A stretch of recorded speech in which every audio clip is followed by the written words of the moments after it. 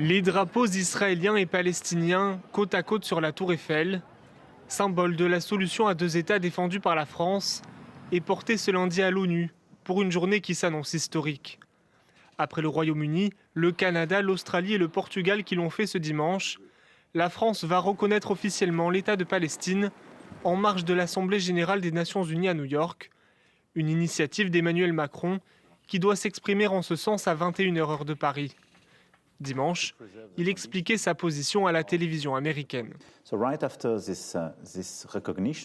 Immédiatement après cette reconnaissance, nous entamerons une première phase que je qualifierais d'urgence.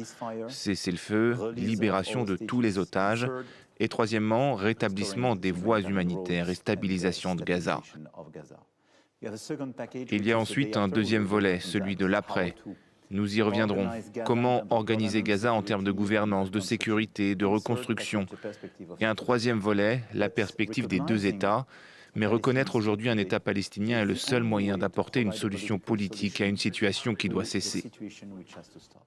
Une reconnaissance dans le cadre d'un sommet organisé par la France et l'Arabie saoudite sur la solution à deux États, qui a permis il y a 10 jours un vote de 142 États sur 193 en faveur de la création d'un État palestinien sans le Hamas.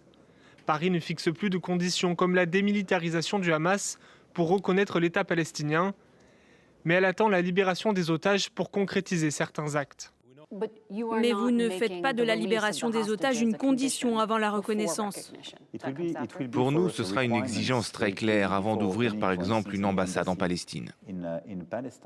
La Belgique, le Luxembourg, Malte, Andorre et Saint-Marin doivent suivre la France dans cette reconnaissance de l'État palestinien ce lundi. Les États-Unis, membres permanents du Conseil de sécurité, y sont eux toujours fermement opposés.